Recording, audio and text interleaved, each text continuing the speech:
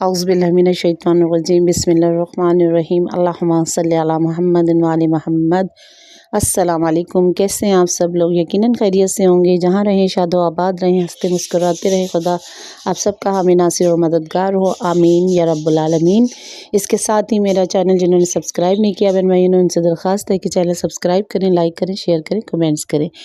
हम आज बात कर रहे हैं कि जो लोग इस दुनिया से चले जाते हैं, देखिए, या जो नाप तोल में कमी नहीं करते, नमाज को अव्वल वक्त में पढ़ते हैं, उन लोगों का कितना बेहतरीन मकाम है आगे जाने के बाद। क्योंकि जो आलम बरज़ख है ना, इसकी क़ुव्वत और शिद्दत इतनी है कि इस दुनिया में इसका क़ियास भी नहीं किया जा सकता। और बाज़ औक़ात तो इस दुनिया वालों के लिए ऐसे नमूने आ जाते हैं जो दूसरों के लिए इबरत के असबाब फ़राहम करते हैं। इन्हीं में से एक ये नमूना, ये एक वाक़या है कि जिसे मरहूम नराकी ने ख़ज़ाइन में अपने मौसीक़ी असहाब से नक़ल किया है। और वो कहते हैं कि मैं अपनी जवानी के ज़माने में अपने वालिद और चंद दोस्तों के साथ ईद नौरोज़ के मौके पे अस्फ़हान में एक दूसरे से मिलने मिलाने में मशगूल थे। मंगल के रोज़ हम अपने एक दोस्त के मकान पर गए जो कब्रिस्तान के बिल्कुल नज़दीक था। घर वालों ने कहा कि वो घर पर नहीं है। चूँकि हम एक तवील मुसाफ़ा तय करके गए थे, इसलिए थकान दूर करने के लिए और मोमिनीन की कब्रों की ज़ियारत करने के लिए हम कब्रिस्तान में चले गए और एक जगह बैठ गए। हमारे एक दोस्त ने एक कब्र की तरफ, जो हमारे बिल्कुल करीबी थी, रुक करके बतौर मज़ाक कहा कि साहिब कब्र, ये ईद का दिन है और क्या तुम हमारी दावत नहीं करोगे? अचानक कब्र से आवाज़ आई, अगले हफ्ते मंगल के दिन यहीं पर आप सब हजरात मेरे मेहमान होंगे। हम सब के सभी आवाज़ सुन के वहशत ज़दा हुए और गुमान किया कि आइंदा मंगल तक हम में से ज़्यादातर लोग ज़िंदा नहीं रहेंगे और दुनिया से रुखसत हो जाएंगे। चुनांचे अपने कामों की इस्लाह और वसीयत वगैरह में हम सब मशगूल हो गए। अगले मंगल का दिन आ पहुँचा, मगर हम सब के सब ज़िंदा, हम में से कोई भी रुखसत ना हुआ। जब सूरज काफ़ी चढ़ गया तो हम सब एक जगह जमा हुए और सलाह मशवरे के बाद तय पाया कि इसी कब्र के पास चले, देखें कि क्या होता है। शायद इस आवाज़ का मकसद हमारी मौत ना हो बल्कि कुछ और हो।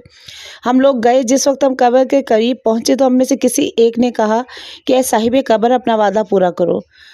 फ़ौरन कब्र से एक आवाज़ आई, तशरीफ़ लाइए। यहाँ इस अमर की तरफ मुतवज्जा रहना चाहिए कि खुदावंद मताल कभी कभी इन मादी आँखों के सामने आलम बरज़ख को देखने से जो पर्दा होता है उसे उठा देता है, ताकि लोगों के लिए बाइसे इबरत हो।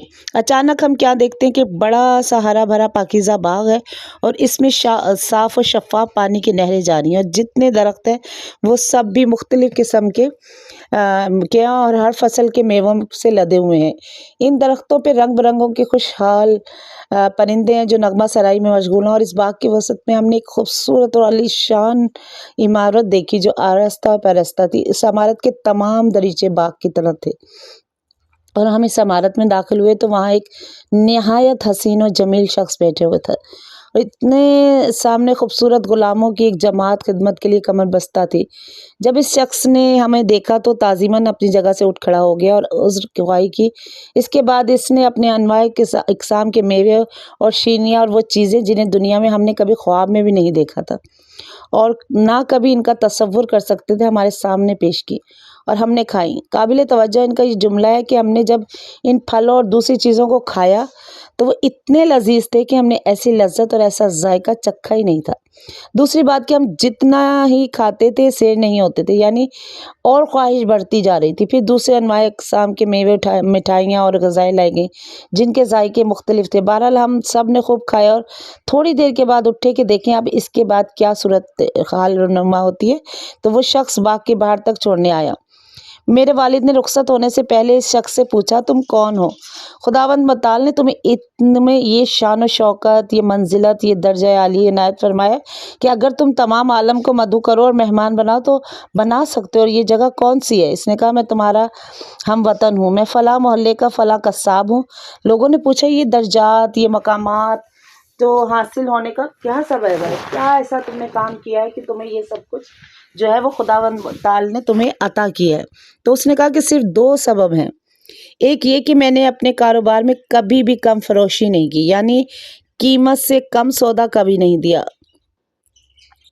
اور دوسرے یہ کہ میں اپنی تمام عمر میں اول وقت میں نماز پڑھنے کو کبھی ترک نہیں کیا۔ اگر میں گوشت کو ترازو میں رکھ چکا ہوتا اور اتنے میں مؤذن کی اذان کی آواز اللہ اکبر بلند ہوتی تو پھر میں گوشت نہیں تولتا تھا، بلکہ ترازو پہ چھوڑ کر نماز کے لیے مسجد میں چلا جاتا تھا۔ مرنے کے بعد پروردگار عالم کی طرف سے مجھے یہ جگہ عطا ہوئی۔ گزشتہ ہفتے آپ حضرات نے مجھ سے مہمانی کے لیے کہا تو میں اس وقت مجھے آپ حضرات کو یہاں بلانے کی اجازت نہیں تھی۔ اس ہفتے کے لیے میں نے اجازت حاصل کی۔